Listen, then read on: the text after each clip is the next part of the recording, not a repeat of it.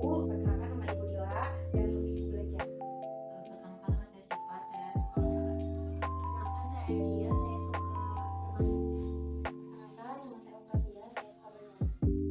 Sebelumnya, yang tahu nggak kita mau ngapain pada kegiatan hari ini? Nggak tahu.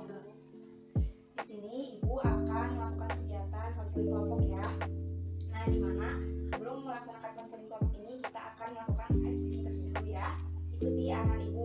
Misalkan pagi kita 1 kali, kalau siang 2 kali, kalau malam kita setengah. Nggak sampai nempel ya, teman-teman. Pagi, malam,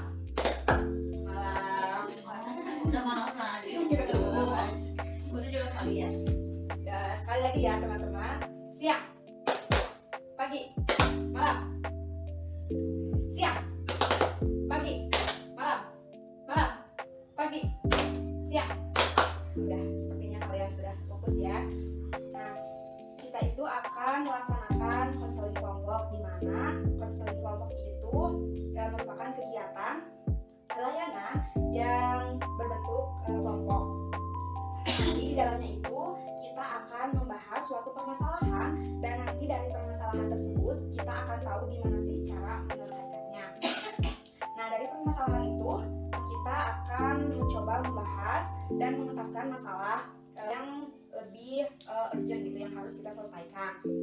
Kita akan sepakati ya masalah-masalah yang akan kita bahas pada pertemuan ini. Bisa dipahami?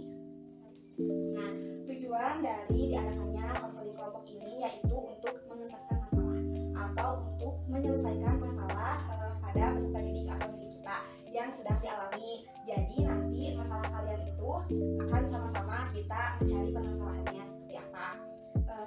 Lakukan kegiatan konseling kelompok ini ada asas-asas yang harus kita penuhi. Salah satunya yang pertama ada asas kesukarelaan, di mana asas ini kita harus sukarela datang ke sini, atau kalian sukarela datang ke sini tanpa paksaan. Nah, itu merupakan salah satu asas dari kesukarelaan. Yang kedua itu ada asas keterbukaan. Dalam asas keterbukaan ini kalian boleh menyampaikan permasalahan-permasalahan yang sedang kalian alami, dan nanti ada teman kalian yang akan menanggapi dari permasalahan yang akan kita bahas. Sebelumnya itu kita itu harus buka dulu atas masalah yang akan kita bahas ya, jangan sampai ada yang ditutup-tutupi.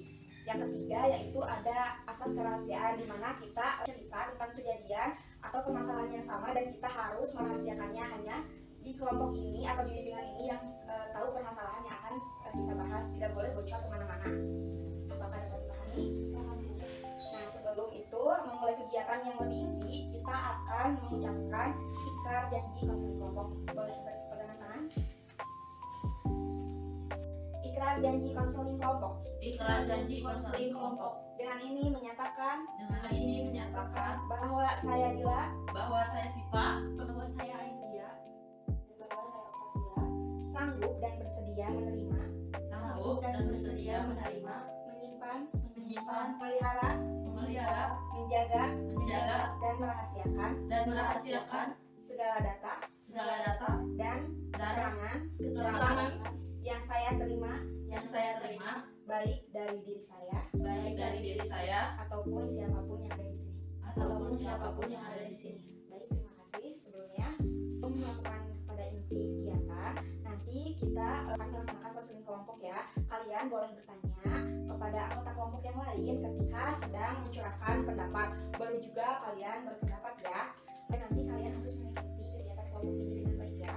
Apapun yang kalian rasakan atau yang kalian alami dan ingin kalian curahkan, dapat mencurahkannya sebaik-baiknya dan sesukarela kalian dalam melakukan kegiatan konseling kelompok ini.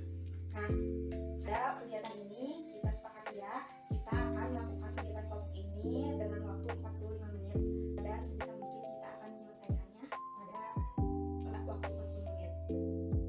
Kita akan memasuki inti kegiatan konseling kelompok pada hari ini, yakni hasil asesmen yang telah dilakukan pada minggu-minggu lalu. Di antaranya kalian ini termasuk pada kelompok yang memiliki permasalahan yang sama, yaitu di bidang akademik ya. Nah, sejauh mana sih kesulitan belajar yang kalian alami dalam pembelajaran di sekolah? Kalau dari apa? Kalau aku jujur Bu kesulitan dalam mengatur waktunya Bu, jadi banyak tugas yang keteteran. Tugas yang keteteran. Kalau dari Ayu nih? Kalau dari aku sama juga kayak Opa, susah ngatur waktu, jadi belajarnya tuh kalau mau ujian doang. Dari Siva? Kalau aku sih bu karena males, terus karena capek juga banyak kegiatan kayak ekskul gitu, jadi males bu buat ngerjain. Baik. Dapat ibu simpulkan ya dari permasalahan kalian itu karena kalian tidak mempunyai rutinitas rutin dalam belajar, dari kalian itu kurang mempunyai konsisten dalam mempunyai jadwal pembelajaran gitu, jadi mempengaruhi kesulitan kalian dalam belajar. Nah, dari masing-masing permasalahan tadi ada yang ingin kalian angkat yang lebih urgent dan yang ingin selesaikan terlebih dahulu. Boleh kalian menunjuk satu teman kalian dari permasalahan yang mungkin paling kalian riwayat.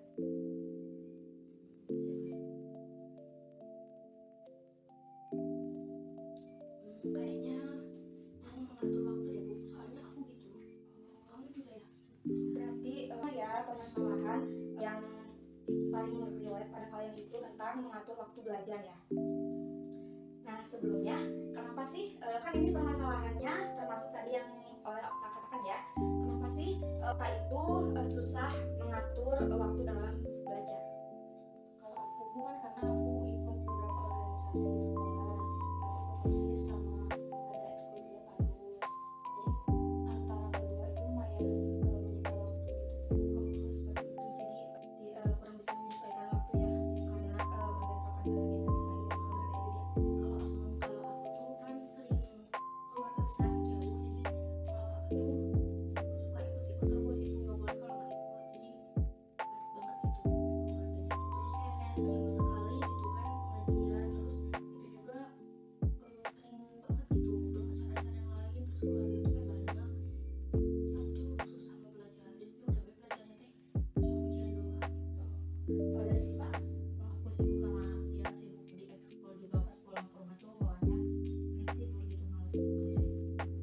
Jadi permasalahan yang barusan kalian ungkapkan itu lebih dari kalian kurang bisa manage waktu ya, jadi kegiatan belajar kalian juga terhambat tentunya. Nah, baik selanjutnya, menurut kalian bagaimana sih cara kita itu bisa mengatur waktu dalam belajar agar pembelajaran kita tuh bisa efektif gitu dalam belajar di sekolah gitu? Baik dari Adi dia tidak dulu. Kalau aku sih kayaknya di sela-sela waktu luang mungkin penting buat belajar sih Bu. Bagaimana belajar ya? Kalau dari Okta? Kalau aku mungkin Bu harus tahu skala prioritas gitu. Terus kalau dipikir-pikir kan aku di situ tujuannya mau belajar, jadi mungkin harus lebih fokus buat belajar gitu meskipun organisasi juga perlu. Kalau dari situ Kalau aku sih bu sama jadinya kayak kerja juga, tapi lebih digiatin lagi dan belajarnya jangan males-males. Mungkin sama ya, permasalahannya itu tentang kesulitan dalam mengatur waktu belajar. Salah satunya itu bisa kalian dengan memanage waktu ya, karena permasalahan ini mungkin menurut ibu itu sangat urgent karena dari solusi-solusi yang tadi kalian sudah utarakan ya, mungkin sama semuanya, tapi garis besarnya itu mungkin kalian bisa memanage waktu kalian untuk bisa mementingkan pembelajaran yang harus kalian ikuti gitu, karena kan kalian masih belajar, berarti pembelajaran itu sangat diperlukan bagi seorang pelajar.